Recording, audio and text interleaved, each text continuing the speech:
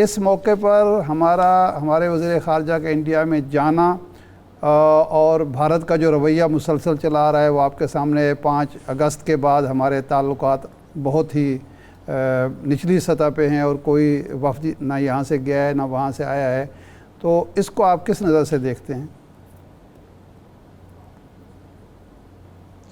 देखिए, ये हुकूमत फ़ैसला करती है कि ये एक बड़ी ऑर्गेनाइजेशन की मीटिंग है SCO की, जिसको हर दफ़ा एक मेंबर मुल्क होस्ट करता है जी। तो मैं नहीं समझता कि इसमें शिरकत करने से कोई भारतीय मौक़िफ़ को हिमायत मिलती है या कोई ऐसी बात होती है जी।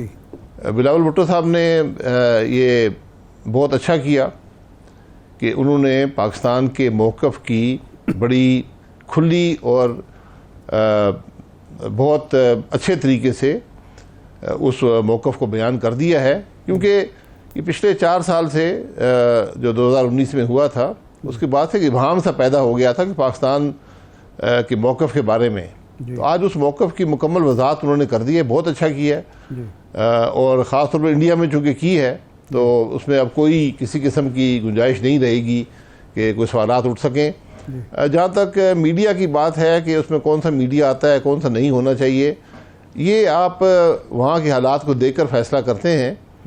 बहरहाल आजकल तो मीडिया एक शख्स भी बैठा हो, उसकी रिकॉर्डिंग ख़ास तौर पर अगर हुई हो तो वो बात पूरी दुनिया में फैल जाती है। तो ये बहुत मेरे ख्याल है कि अच्छी एक फ़ैसला था वहाँ जाने का भी, और जो मौक़िफ़ का इज़हार बड़ी वज़ाहत के साथ वज़ीर ख़ारजा ने किया है, ये यकीनन पाकिस्तान के और कश्मीर पर जो स्टांस है उसको ये तक़वियत देगा। अच्छा, अब भारत से हम वापस पाकिस्तान में आ जाते हैं। आपने कौमी असम्बली में ये कहा कि चूँकि सुप्रीम कोर्ट ने नोटिस जारी किया है, रिकॉर्ड मंगवाया है, मिनट्स मंगवाए हैं उस कायमा कमेटी के और इजलास के जिसमें वो बिल पेश हुआ, पास हुआ, तो आपने कहा कि यहाँ सुप्रीम कोर्ट के चीफ जस्टिस को बुलाया जाए और उनसे पूछा जाए कि आपने ये क्यों रिकॉर्ड मंगवाया है। तो एक तरफ आपका ये बयान है, शहबाज शरीफ साहब, नवाज शरीफ साहब, बाकी वज़रा कहते हैं हम तो इस 3 रुकन बेंच को मानते नहीं हैं, लेकिन आपके जो अटार्नी जनरल हैं, आपके जो वकला हैं, ख्वाजा साद रफ़ीक साहब या सादिक साहब हैं, वो उसी बेंच के सामने पेश भी होते हैं, वज़ाहतें भी करते हैं, वक्त भी मांगते हैं। तो ये कुछ तज़ाद नहीं है आपकी पॉलिसी में, हुकूमती पॉलिसी में? देखिए, आपने अपना एहतजाज रिकॉर्ड करना होता है। जब कहते हैं कि हम मानते नहीं हैं, उसका मतलब ये होता है कि जिस तरह बेंच बनाया गया ये दुरुस्त नहीं है। आपने अपना एहतजाज रिकॉर्ड कर दिया कि इस तरह बेंच नहीं बनाने चाहिए। अब उस बेंच के सामने हुकूमत का जो मौक़िफ़ है वो बयान करना तो ज़रूरी होता है, तो वो अटॉर्नी जनरल बयान कर देते हैं, क्योंकि ये एक हुकूमती मामला है। दूसरी बात जो आपने की कि जो पार्लियामेंट की बात है, मैंने एक असूली बात की है और ये बड़ी अहम बात है।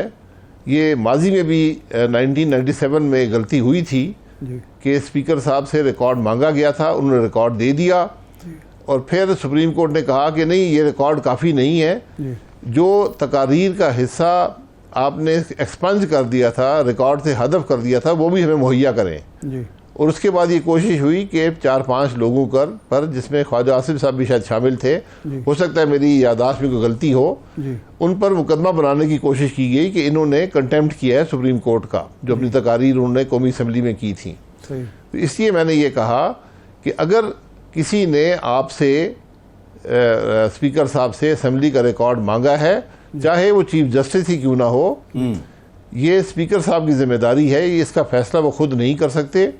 वो हाउस से के सामने ये बात रखें कि ये मुझसे रिकॉर्ड मांगा गया, मैं रिकॉर्ड दूं या ना दूं, उस पर हाउस फैसला करेगा।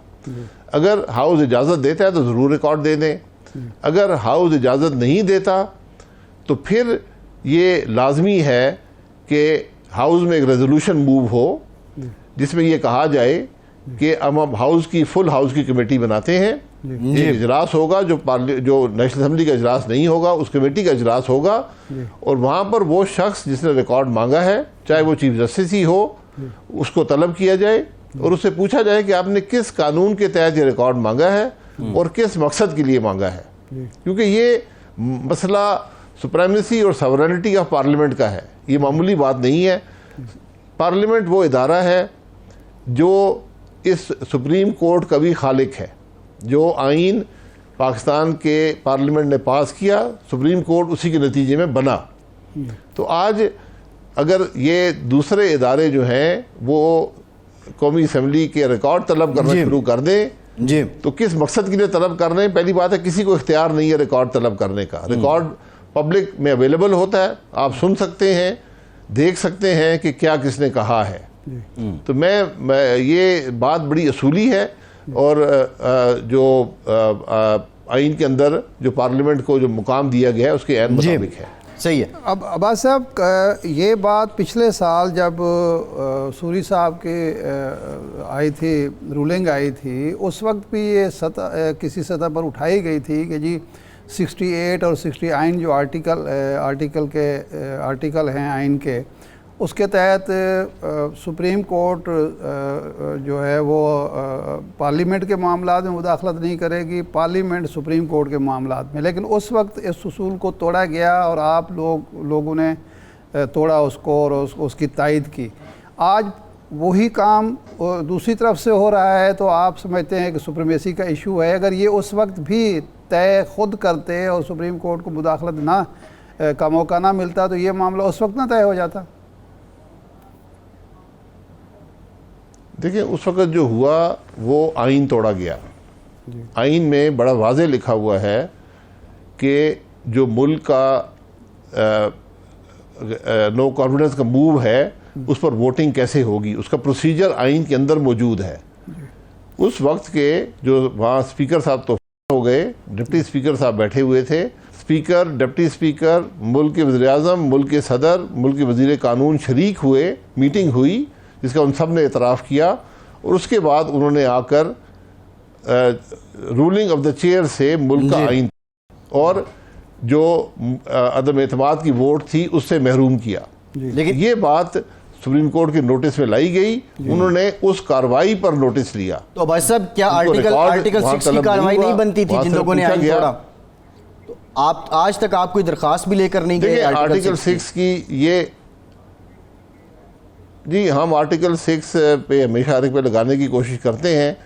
ये काम बेहतर होता कि सुप्रीम कोर्ट जो सुओ मोटो इख्तियारात रखता है और इस्तेमाल करता है, ये उस वक़्त ये बात तय हो जाती तो फिर कोई भी मुल्क का आइन ना तोड़ता अगर इसका सुओ मोटो नोटिस लेता। दूसरी बात ये थी कि जिस शख्स ने ये आइन तोड़ा उस दिन, जो डिप्टी स्पीकर थे, इसको सुप्रीम कोर्ट ने 4 साल से स्टे पर वहाँ बिठाया हुआ था। उनके खिलाफ इलेक्शन कमीशन ने फैसला दे दिया था, डीसीट कर दिया था, 52,000 वोट जाली निकले थे और उसके बाद वो 4 साल से उस कुर्सी पर सुप्रीम कोर्ट के स्टे से बैठे हुए थे। तो कुछ अजाफी जिम्मेदारी भी सुप्रीम कोर्ट की वहाँ बन गई थी।